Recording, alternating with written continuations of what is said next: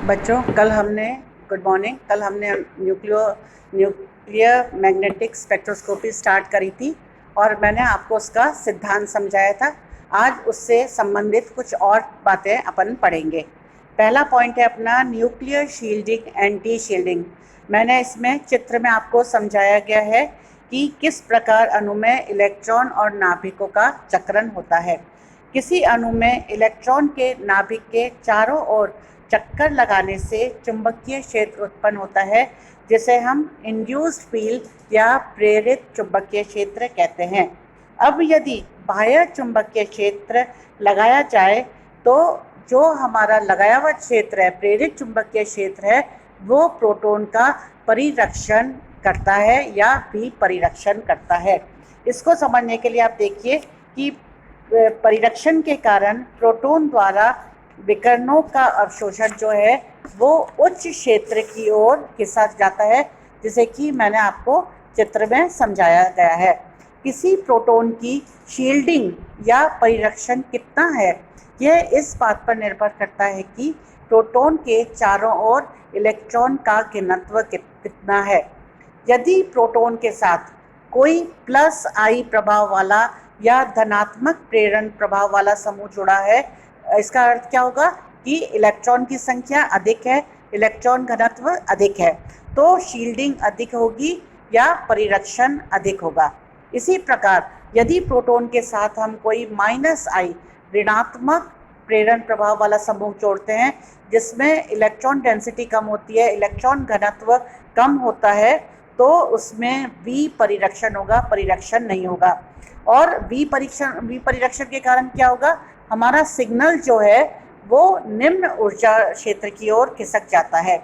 उदाहरण के लिए आप बताएं, कोई बताएगा कि प्लस आई इफेक्ट वाले समूह कौन से होते हैं? एल्किल समूह।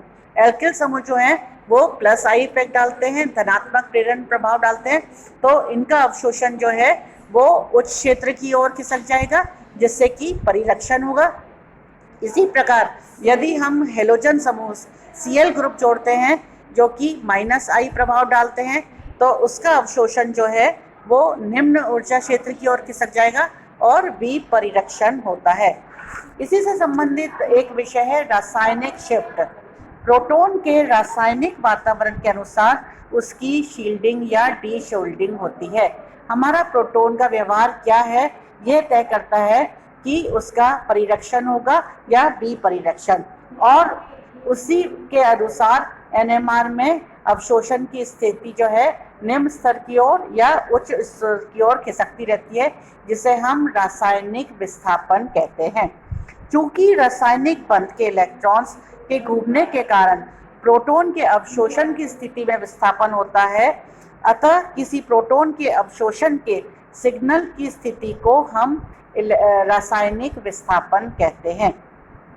इस रासायनिक विस्थापन के कारण हमें प्रोटॉन की रासायनिक प्रकृति का ज्ञान होता है और इसी आधार पर हम उसके अणु की संरचना ज्ञात कर सकते हैं। अब रासायनिक विस्थापन हम किस प्रकार ज्ञात करें? रासायनिक शिफ्ट को या रासायनिक विस्थापन को ज्ञात करने के लिए हमें एक स्टैंडर्ड सॉल्यूशन या मानक विलयन लेना पड़ता है। इसके लिए हम लेते हैं टेट्रामेथिलसिलेन। टेट्रामेथिलसिलेन में सिलिका के साथ आपके 4 मैथिल समूह जुड़े हैं। 4 मैथिल समूह हैं, अर्थात इसके सभी प्रोटॉन जो हैं वो समान हैं, और सिलिकॉन की कम विद्युत ऋणता के कारण इसका परिरक्षण भी उच्चतम होता है और इसका अवशोषण निम्न चुंबकीय क्षेत्र अर्थात 0 ppm पर ज्ञात होता है। TMS अर्थात टेट्रामेथिलसिलेन के सिग्नल को मानक मानकर उसके सापेक्ष किसी भी प्रकार के प्रोटॉन के रासायनिक विस्थापन को हम आसानी से ज्ञात कर सकते हैं। रासायनिक विस्थापन को ज्ञात करने के लिए हम उसको किसी पैमाने पे व्यक्त करेंगे। मैंने चित्र में जो है पैमाना आपको दिया है। पैमाने में आप देखिए, पैमाने में 2 हैं, 2 हमने स्टैंडर्ड्स लिए हैं। एक आपका डेल्टा है, दूसरा टाउ है। तो केमिकल शिफ्ट को हम 2 तरह के पैमाने में व्यक्त कर सकते हैं, डेल्टा में और टाउ में, और इन दोनों के मध्य जो संबंध है वो है tau is equal to 10 minus delta. अगला टॉपिक हम पढ़ेंगे चक्रण चक्रण विपाटन। कभी कभी बराबर वाले कार्बन परमाणु पर स्थित प्रोटॉन के चुंबकीय क्षेत्र के प्रभाव से सिग्नल में विपाटन हो जाता है। अब हम उदाहरण के लिए आपको दिखाएंगे 1,1,2 ट्राइक्लोरोइथेन। इसमें दो प्रकार के प्रोटॉन हैं, आप देखेंगे चित्र में, देखिए दो प्रकार के प्रोटॉन हैं, Ha और Hb। इस अणु में Hb प्रोटॉन के चक्रण विन्यास के कारण Ha प्रोटॉन के चुंबकीय क्षेत्र या तो बढ़ सकता है अथवा घट सकता है।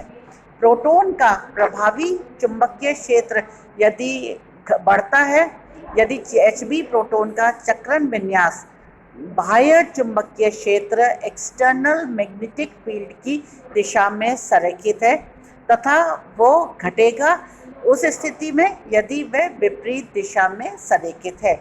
इस प्रकार आधे अणु का अवशोषण डाउन फील्ड यानी निम्न क्षेत्र की ओर तथा आधे अणु का अवशोषण जो है वो उच्च क्षेत्र की ओर होता है। इस प्रकार सिग्नल का दो शीर्ष में या दो पीक्स में विपाटन हो जाता है, जिसे हम डबलेट कहते हैं, और इसको हम 1:1 के द्वारा व्यक्त करते हैं। इसी प्रकार जिस प्रकार Hb का अवशोषण प्रभावित होता है Ha के कारण, इसी तरह Hb का चुंबकीय क्षेत्र भी Ha प्रोटॉन के चक्रण विन्यास से प्रभावित होता है। लेकिन इस बार दो मैथिलीन प्रोटॉन हैं Ha और वो भी विपाटित हैं, तथा इसके 4 संरेखन होंगे। इसमें 2 समान होते हैं, अतः मेथीन प्रोटॉन Hb किन्हीं 3 विन्यास से प्रभावित होकर 3 शीर्ष में विपाटित हो जाता है।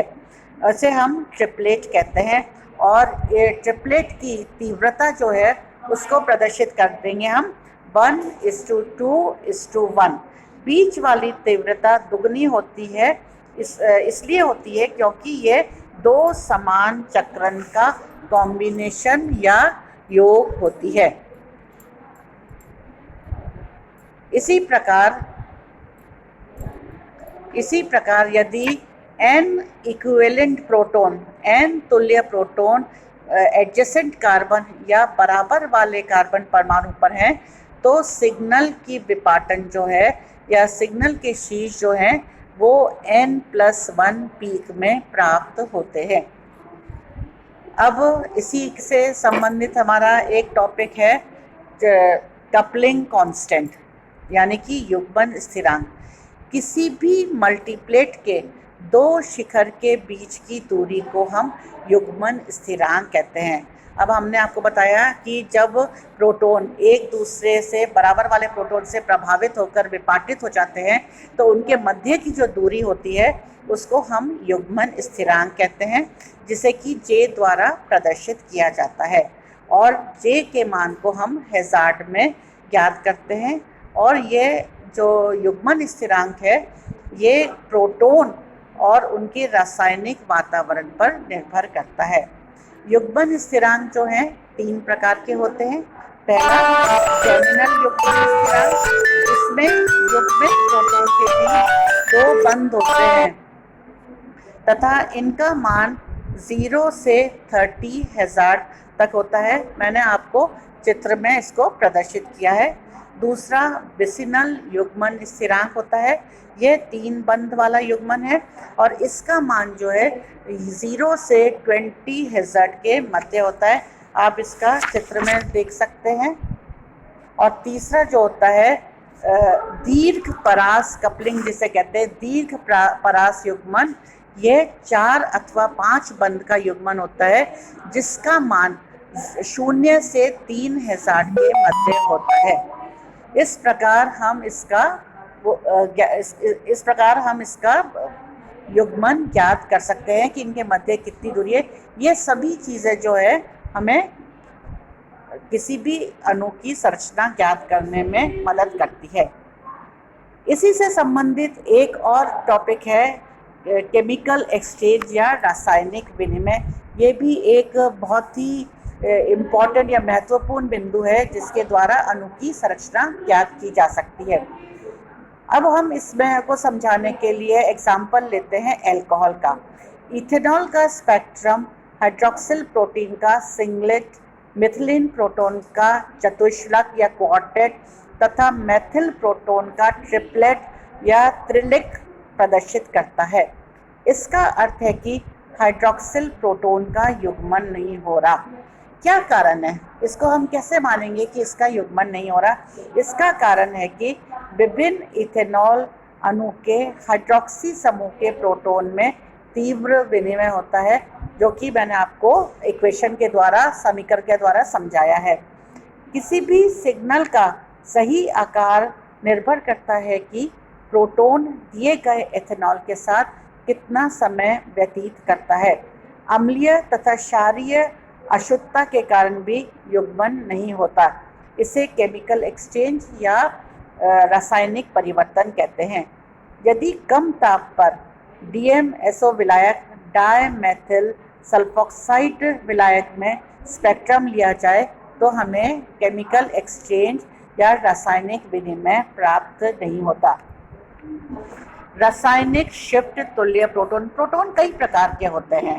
पहला, रासायनिक शिफ्ट तुल्य प्रोटोन। किसी अणु में विद्यमान प्रोटोन का वातावरण समान है तो उसकी रासायनिक अभिक्रियाएं भी समान होगी और NMR स्पेक्ट्रम में ये प्रोटोन समान चुंबकीय क्षेत्र में अवशोषण दर्शाते हैं, अतः इनके रासायनिक शिफ्ट के मान भी समान होंगे। इन्हें हम रासायनिक शिफ्ट तुल्य प्रोटोन कहते हैं। उदाहरण के लिए मीथेन, ईथेन रासायनिक तुल्य प्रोटोन को होमोटॉपिक प्रोटोन भी कहा जाता है। दूसरे प्रकार के प्रोटोन होते हैं, यदि किसी यौगिक के 2 हाइड्रोजन परमाणुओं में से किसी एक का विस्थापन Z समूह से करवाया जाए तो इनके प्रतिबिंब रूपी यौगिकों का युग्म बनता है।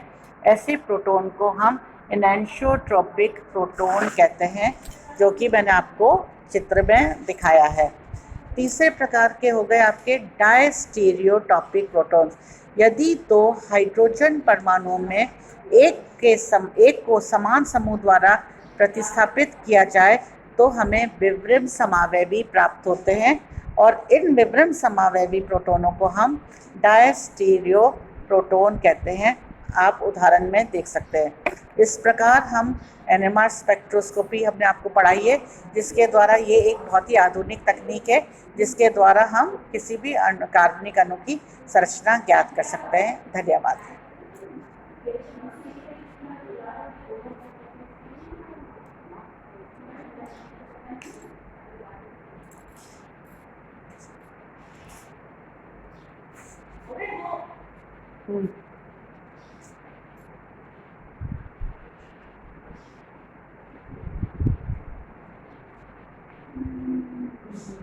अच्छा, यहाँ से बंद कर।